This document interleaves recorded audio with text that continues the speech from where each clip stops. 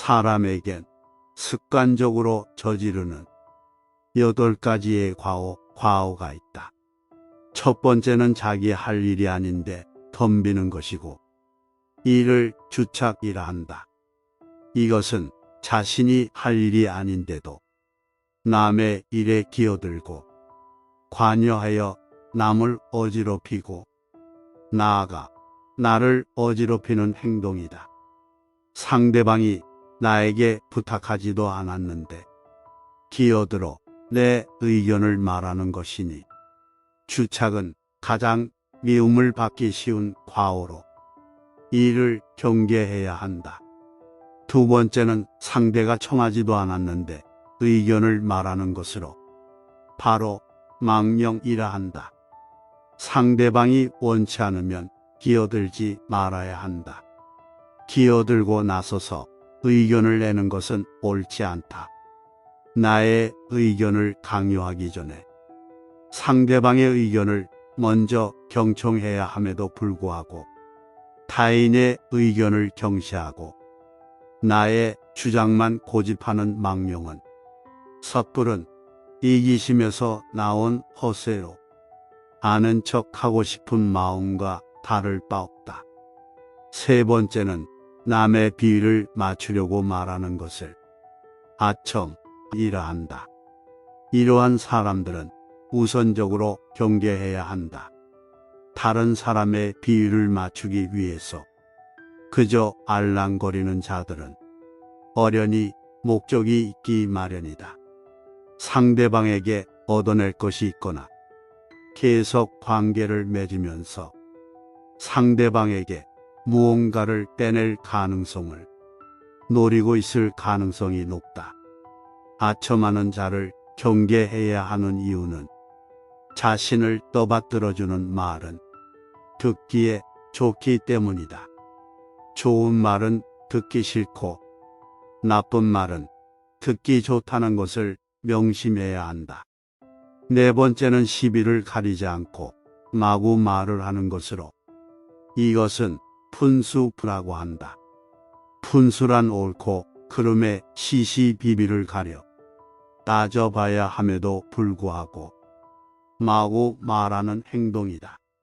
내가 능력이 있고 남들보다 조금 나은 지식을 갖고 있더라도 상대방의 의견을 경청하지 않으며 섣부르게 자기가 하고 싶은 대로 말하고 행동하는 건 상대방을 상처 입히고 나아가 나에게 해를 끼치는 행위이다. 다섯 번째로 남의 단점을 말하기 좋아하는 것을 참소나 한다.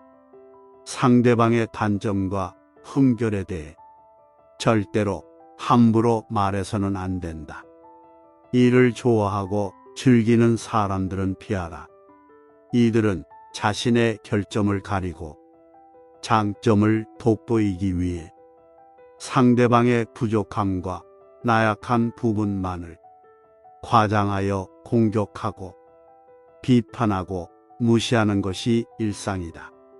참소의 무서운 점은 자신도 모르게 습관이 되어 자기 자신을 침몰시킬 수 있다는 점이고, 참소를 좋아하는 사람과 어울리면 나 또한 그런 사람이 되어간다는 점이다. 여섯 번째는 타인의 관계를 갈라놓는 것으로 이간질이라 한다.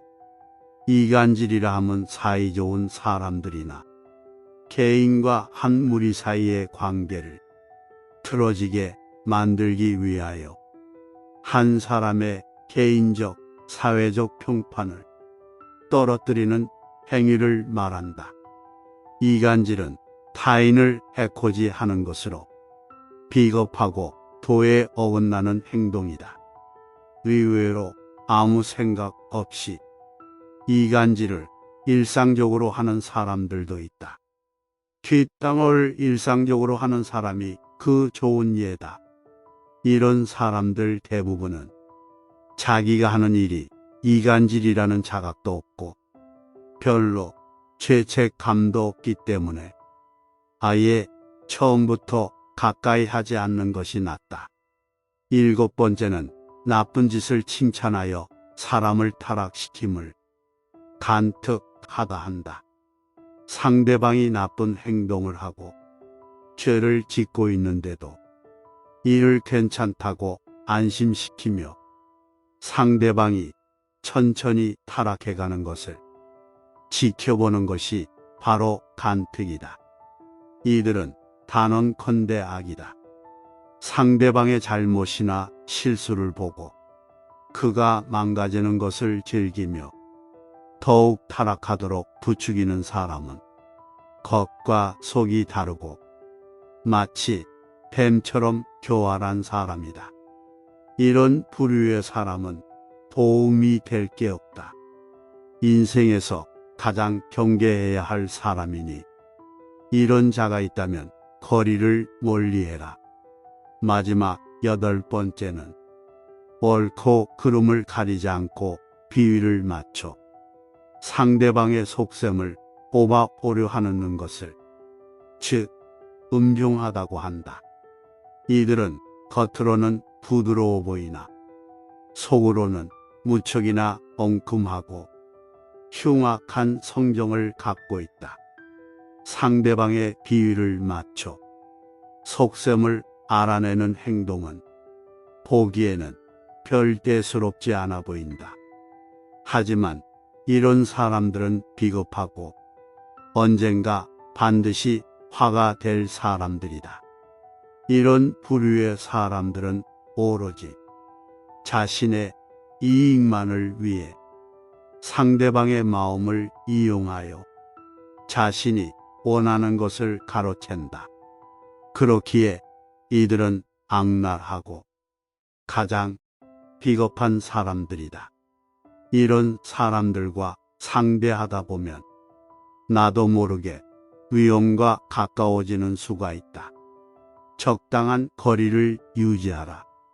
이 8가지 인간의 잘못은 밖으로는 남을 어지럽히고 안으로는 자기 몸을 해친다. 때문 군자는 이런 사람을 친구로 사귀지 않고 명군은 이런 사람을 신하로 삼지 않는다. 이런 사람을 피할 수 없거든 어리고 유치한 태도로 대하라. 상대가 어린아이처럼 어리고 유치한 행동을 한다면 가르치는 쪽도 역시 어리고 유치한 태도로서 해야 한다. 결코 무리하게 해서는 안 되는 것이다. 그리하면 상대방도 더 이상 너에게 해를 가하지 못할 것이다. 풀과 나무들은 무리를 이루어 자라나고 새와 짐승은 서로 떼를 지어 살아가는데 세상 만물은 자기 무리를 따르기 때문이다. 무릇 올바른 길로 다가오는 자와는 보타고 잘못된 길로 다가오는 자는 피하도록 하라.